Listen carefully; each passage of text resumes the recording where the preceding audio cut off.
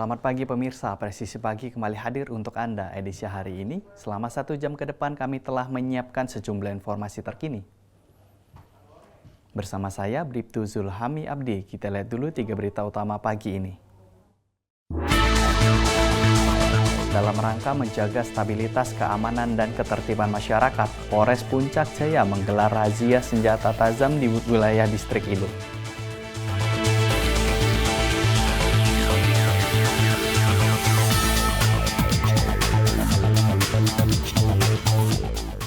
Driver dan kru pembawa jemaah haji Kabupaten Tabalong, Provinsi Kalimantan Selatan, Kloter 2 Embarkasi Banjarmasin menuju Asrama Haji Banjarmasin mengikuti pengarahan yang dilakukan oleh Polres Tabalong.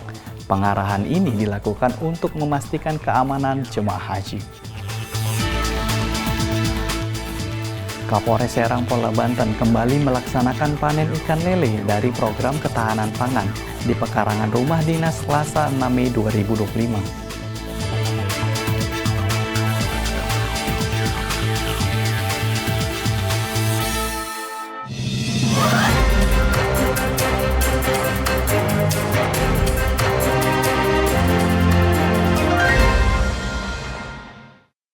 Di informasi pertama pemirsa, dalam rangka menjaga stabilitas keamanan dan ketertiban masyarakat, Polres Puncak Jaya menggelar razia senjata tajam di wilayah distrik Ilu. Polres Puncak Jaya melaksanakan kegiatan patroli dan razia terhadap senjata tajam di sekitaran wilayah distrik Ilu. Razia ini digelar beberapa waktu lalu dengan menyasar barang bawaan masyarakat yang melintas di sejumlah titik pengawasan. Kegiatan ini merupakan bagian dari upaya polisi dalam menciptakan kondisi yang aman dan nyaman bagi warga. Personel Polres Puncak Jaya juga mengimbau masyarakat untuk tidak membawa atau menyimpan senjata tajam tanpa izin. Patroli dilakukan secara berkala dan melibatkan unsur TNI serta aparat pemerintah setempat. Hal ini sebagai bentuk sinergisitas dalam penegakan hukum dan pencegahan tindak kriminalitas. Polisi mengajak masyarakat untuk bersama-sama menjaga keamanan dan ketertiban lingkungan, juga menghindari hal-hal yang dapat memicu dampak negatif. Langkah ini diperlukan untuk menjaga kondusivitas wilayah yang rawan gangguan. Polres Puncak Jaya berkomitmen untuk terus menjaga Kamtibmas melalui berbagai kegiatan preemptif, preventif, dan represif. Kegiatan seperti ini akan terus digalakkan demi keamanan masyarakat di tanah Papua. Dari Humas Polres Puncak Jaya melaporkan untuk Polri TV.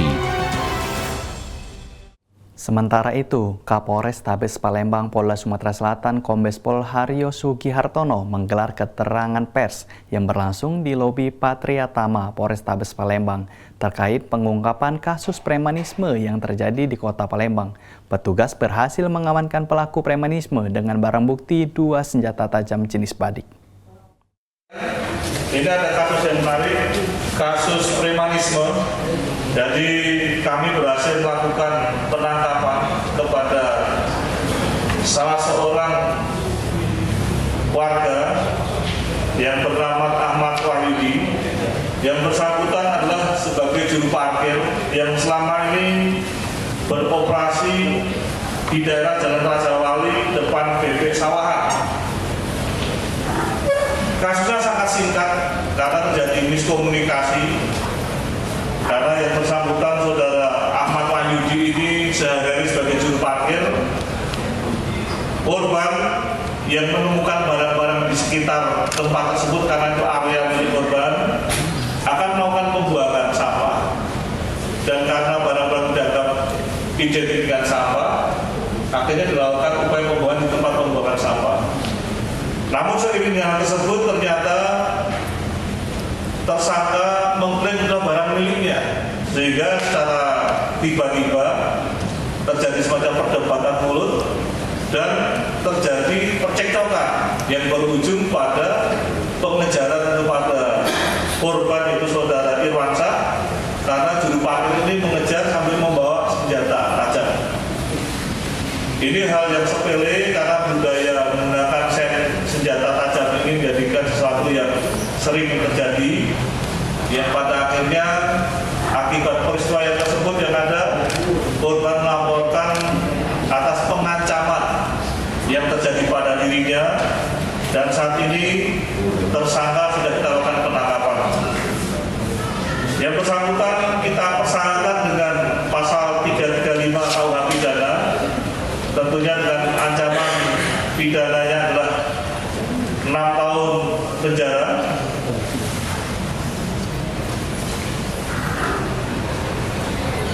Demikian juga kami mengamankan senjata tajam yang ada. Saya ulangi, kami mengamankan 12 senjata tajam jenis badik yang dimiliki oleh tersangka, yang tentunya dengan adanya kepemilikan senjata tajam tersebut juga menjadikan akumulasi daripada persangkaan Undang-Undang Darat Nomor 12 Tahun 51 dengan ancaman pidana selama-lamanya 12 tahun penjara. Yang terakhir rekan-rekan sekalian, satu kasus penipuan, sekarang ini korbannya cukup banyak. Dan pemirsa, 2 residivis curanmor berhasil ditangkap petugas Polsek Tambora, Jakarta Barat, Selasa 6 Mei 2025 tadi. Keduanya diringkus saat tim patroli melihat gerak-gerik mencurigakan ketika sedang berpatroli. Polsek Tambora, Polres Metro Jakarta Barat berhasil mengamankan 2 orang pelaku curanmor yang merupakan residivis. Penangkapan terjadi pada Selasa malam saat tim patroli kewilayahan melihat 2 pria dengan gerak-gerik mencurigakan. Saat diamankan dan dilakukan penggeledahan, petugas menemukan 1 unit motor Honda Beat warna hijau, serta 1 buah kunci letter T dan 5 anak kunci cadangan yang biasa digunakan untuk aksi pencurian. Kanit Reskrim Polsek Tambora Ibtu Sudrajat Jumantara menyebutkan keduanya telah 3 kali melakukan pencurian motor di kawasan Jakarta Barat, termasuk kasus pencurian motor milik korban atas nama Citra di Jalan Kerendang Tengah, Tambora. Berdasarkan alat bukti CCTV, kami berhasil mengamankan 2 orang yang diduga pelaku curanmor saat melaksanakan patroli di kewilayahan. Dan saat kami geledah, benar saja anggota menemukan barang bukti berupa 1 kunci letter T beserta 5 anak buah kunci. Ini untuk pelakunya sendiri apakah memang sering beraksi di wilayah Tambora atau gimana? Untuk sejauh ini pelaku sudah 3 kali melaksanakan aksinya di Tambora dan merupakan residivis. Pada saat penangkapan itu apakah ada perlawanan atau gimana?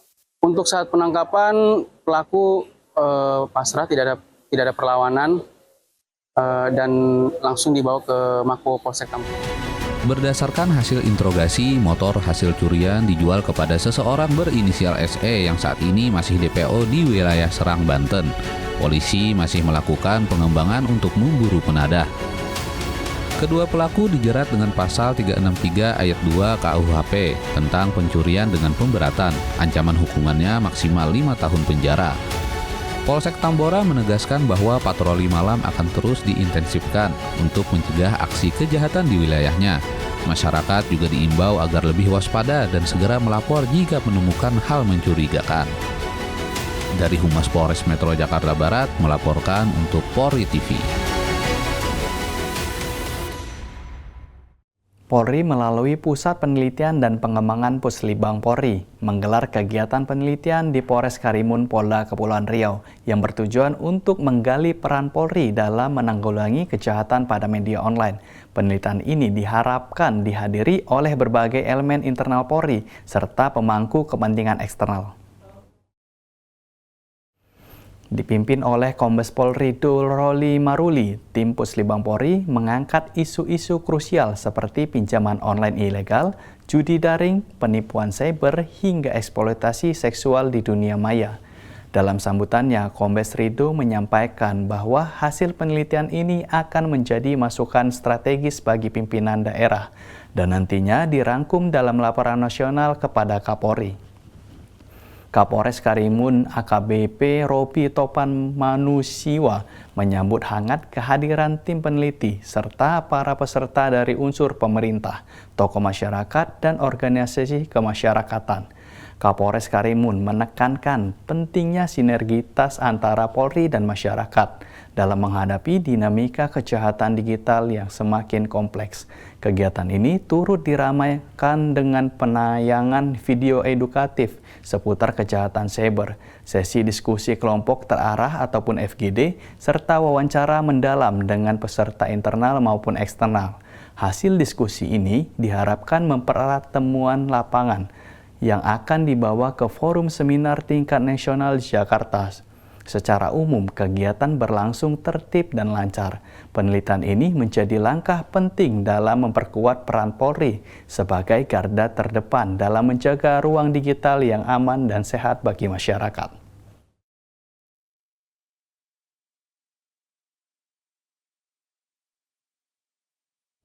Polresta Banyumas Polda Jawa Tengah berhasil mengungkap sebanyak 21 kasus tindak pidana narkoba dalam periode Maret hingga April 2025. Total sebanyak 27 tersangka berhasil diamankan, yang terdiri dari 26 laki-laki dan 1 perempuan, dengan seluruhnya berstatus dewasa. Kapolresta Banyumas Kombes Pol Ari Wibowo menginformasikan bahwa dari total 21 kasus yang berhasil diungkap, teridentifikasi 9 kasus narkotika, 4 kasus psikotropika, serta 8 kasus pelanggaran Undang-Undang Kesehatan. Kapolresta Banyumas mengajak masyarakat untuk mendukung gerakan P4GN atau pencegahan dan pemberantasan penyalahgunaan dan peredaran gelap narkoba untuk mewujudkan tempat yang bersih dari narkoba di Kabupaten Banyumas, Provinsi Jawa Tengah, sesuai dengan arahan dari Presiden dan Kapolri. Pengungkapan kasus ini menjadi bukti nyata keseriusan Polresta Banyumas dalam memberantas jaringan narkotika di wilayahnya demi mewujudkan lingkungan yang aman dan bebas dari narkoba. Dari tim Humas Polresta Banyumas, Polda Jawa Tengah melaporkan untuk Polri TV.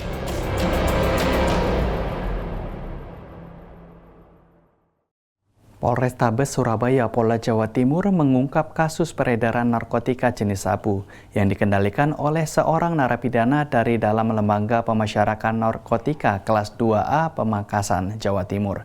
Wakasatres Narkoba Polrestabes Surabaya, Kompol Redik Tribawanto, mengatakan bahwa petugas telah menangkap kaki tangan narapidana dari Lapas Pamekasan. Hingga saat ini, polisi masih mengembangkan kasus tersebut guna menelusuri kemungkinan terjadinya atau keterlibatan pihak lain, termasuk dugaan keterlibatan oknum di dalam Lapas Pamekasan.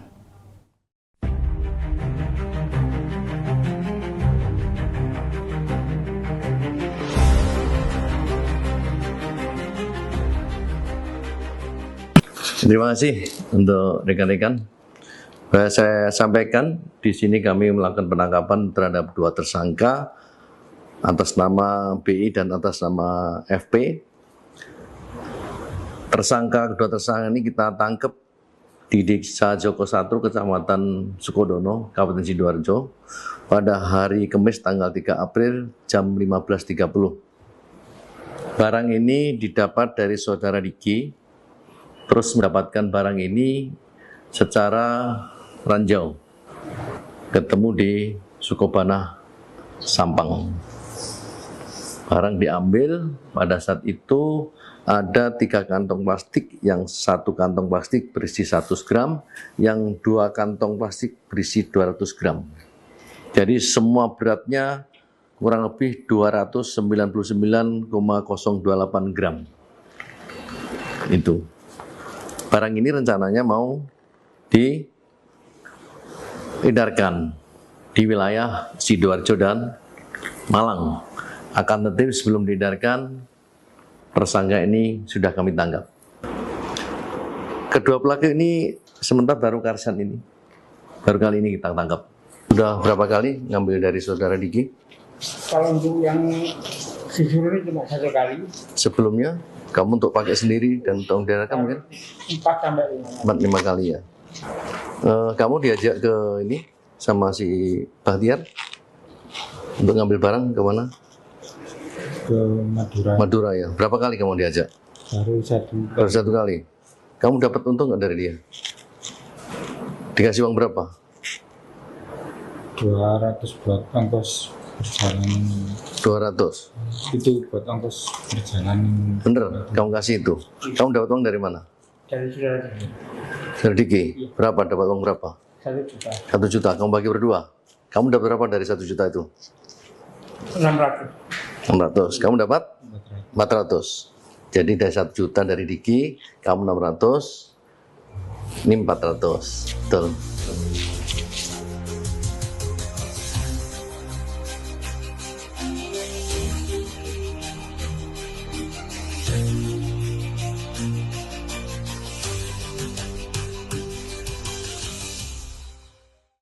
Satgas Penegakan Hukum Perlindungan Pekerja Migran Indonesia yang dipimpin oleh Bareskrim Polri berhasil mengungkap 9 kasus tindak pidana perdagangan orang di wilayah Kalimantan Utara.